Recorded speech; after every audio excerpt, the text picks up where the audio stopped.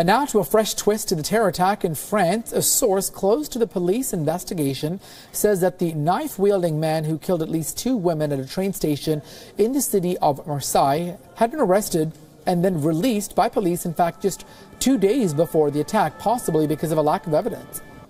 The suspect, who went by 8 different identities or aliases, was stopped by the police in WION on the 29th of September on suspicion of robbery. A video released on social media revealed the scene of the chaos outside of the train station. Police shot dead the suspect on the spot. The so-called Islamic State has now claimed responsibility for the attack. President Emmanuel Macron of France said he was deeply outraged by the barbaric attack. Une lame de couteau, oui, et puis qui a tapé dans le cou des deux dames qui sont décédées. Ça a été la panique. Ah ouais, la grosse panique, ouais.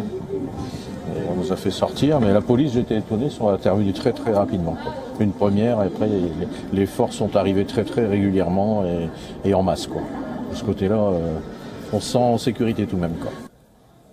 Well, France has been on high alert for acts of terrorism since 2015. The last attack took place in August, where a car drove into soldiers on patrol outside of a military barrack in a Paris suburb, leaving 6 people hurt.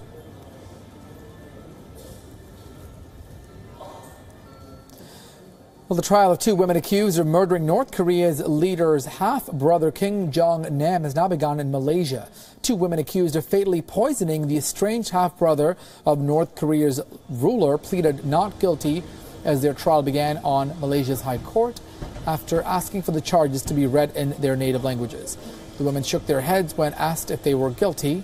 The trial started nearly 8 months after the brazen airport assassination attempt that sparked a diplomatic standoff between Malaysia and North Korea. Siti Aisyah of Indonesia and Doan Thi Huang of Vietnam are suspected of smearing Kim Jong-nam's face with the banned VX nerve agent back in February at a crowded airport terminal in Kuala Lumpur, killing him within about 20 minutes. The women claimed they thought they were playing a harmless prank for a hidden camera show. The 2 women are the only suspects in custody in a killing that South Korea's spy agency claims was part of a 5-year plot by the reclusive North Korean leader Kim Jong-un.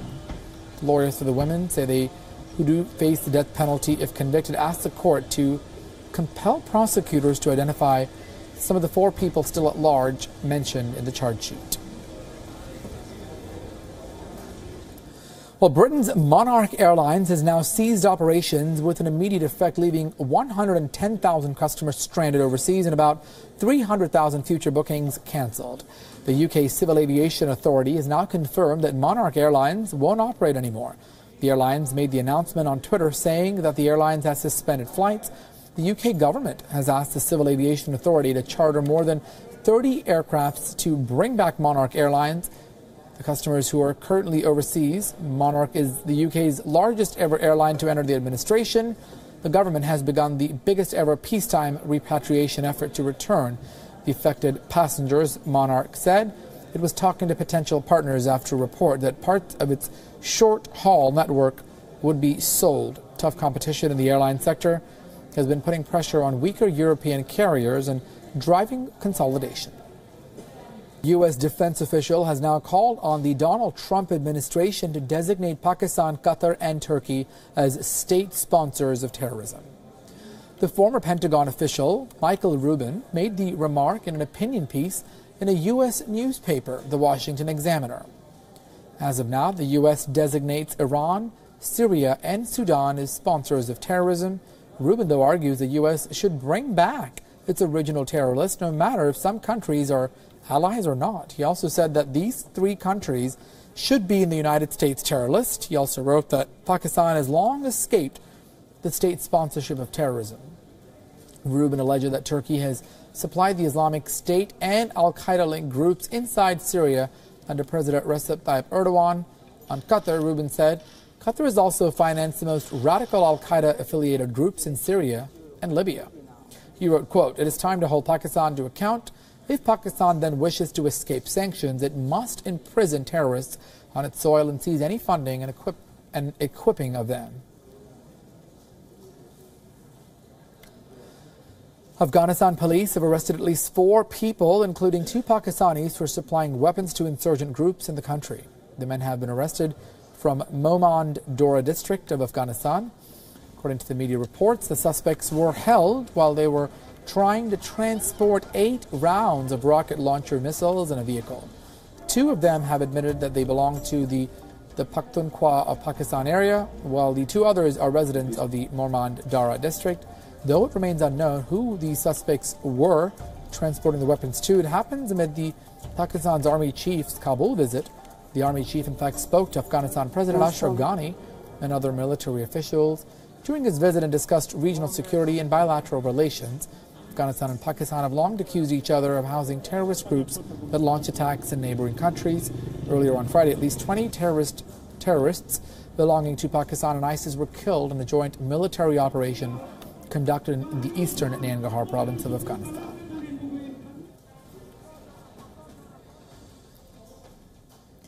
While Muslims across the world observed Muharram in mourning, Iran observed the festival in a different way. A major national ceremony, Muharram, was observed in Iran with grand carnivals, lavish feasts and festivities. Our Iran correspondent, Maral Gholampourgo, has this ground report.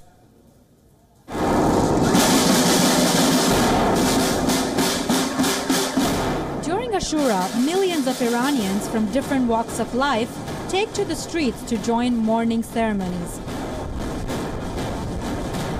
Many mourners take the opportunity to make an offering to Imam Hussein by feeding other mourners and poor people, while some others have a wish that they hope Imam would grant. They gather in prayer halls, mosques and makeshift tents on the streets. Every neighborhood and mosque forms its own group of mourners. They march through the streets of the neighborhood as carnivals remake a scene of the tragedy of Ashura. Chest beating, chanting, and rhythmically flagellating their backs with chains or beating their chests with open palms represents the Kufan repenting their abandonment of Imam Hussein, and these processions are called dasta. At the end of every ceremony, food and drink that has been offered as a pledge to Imam Hussein is distributed among participants and poor people. Drinks include tea and cold juice. Food is usually a portion of rice and stew or rice and kebab. Like anywhere in the world, demand drives prices up. Rice and meat, mainstays of Iranian cuisine, see a hike of almost 40%. But it's all for a good cause. Iranians give away nearly $330 million in Nazri. A favorite food offered in the ceremony is traditional Iranian dish called abgusht. It is made of cooked lamb ribs mixed with cooked chickpeas and potatoes. Lamb broth is served separately on the side with a piece of bread. Another popular food during Muharram is ash, which is a type of thick soup. Mr. Muslim offers one of the most favored portions in Grand Bazaar of Tehran. People queue up for hours to get a taste of his offering. He explains. از سال بکنم 64 که اومدم خواسته به بازار شده این کارو دارم انجام میدم و از حضور شده که یه مدت توی داخل بازار بوده الان هم یه چیز 15 ساله که اینجا هستم تقریبا هر روز عاشورا تا صبح یه جلوش 30,000 نفر 38,000 نفر 40,000 نفر داریم عاشورا. Shias believe that Imam Hussein is the host of this ceremony. All preparations are undertaken in his name. Thus, even the food eaten is considered to have healing properties. By mourning for the martyred Imam, feeding the less fortunate in his name, and slaking their thirst, Iranian Shias feel blessed with divine rewards. I asked a few people why did they attend the ceremony. مملکت ما اسلامیه شیعه پروره واسه همین ما واسه امام حسین هر راهی که شور رفته باشه ما همون راه پیگیری میکنیم با همون راه هر حال همون سرانجام میرسیم. ولی چیز سنتی ما هم سنتی مردم به قول من چیز کردیم ولی خب تو آموزه‌های دینیمون هم هستش به خاطر واقعه عاشورا به خاطر مظلومیت امام حسین به خاطر اینکه به قول معروف زیر بار ذلت نرفت از همون موقع ما به قول معروف ایرانی‌ها یا مسلمان‌ها. And one of the entertaining events is a passion play on the tragic killing of Imam Hussein, which is called Taziyeh in Iran. Bureau Report, WION. Well, nearly 800 Catalans were hurt in Sunday's referendum. Violent clashes have erupted at some of the polling stations as police in Spain clashed with voters and prevented some of them from voting. Now, in spite of the police crackdown, hundreds queued up to cast their ballots. Spain's Prime Minister Mariano Rajoy said that no independence vote had taken place. In fact, he praised the police for showing firmness in the face of the clashes. Hemos cumplido con nuestra obligación. Hemos actuado, como dije desde el principio, con la ley y solo con la ley. Y se ha demostrado que nuestro Estado democrático tiene recursos para defenderse de un ataque tan serio como el que se intentó perpetrar con este referéndum ilegal. Well, meanwhile, Catalonia's regional government spokesperson says that the Spanish government will have to answer for the violence unleashed on the Catalans. Spain has now banned the Catalan referendum, terming it illegal and unconstitutional. Earlier on Sunday, Spanish police entered some of the polling stations, broke glass and doors, and seized ballot boxes, saying that they have shut down 92 polling stations across the country. La situació de l'estat espanyol, avui podem afirmar, i ja no ho diem només nosaltres, que és la vergonya d'Europa. L'estat espanyol s'ha posat en una situació molt compromesa davant del món en la violació dels drets humans i que haurà d'acabar responent davant dels tribunals internacionals.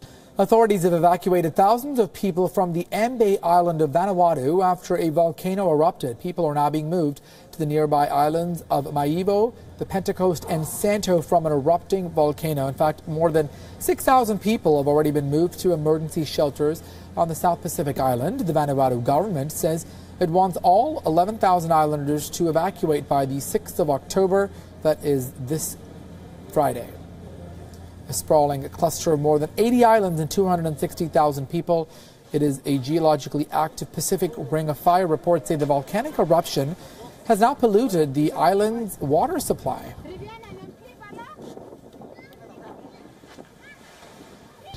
In a bid to raise awareness about breast cancer, the White House has now turned pink. The official residence of the American president was lit in pink to kick off Breast Cancer Awareness Month as an annual tradition. Reports suggest that more than 250,000 American women and 2,000 men will likely be diagnosed with some sort of breast cancer this year. Each year, breast cancer awareness is celebrated in October, and people often show support by wearing a pink ribbon.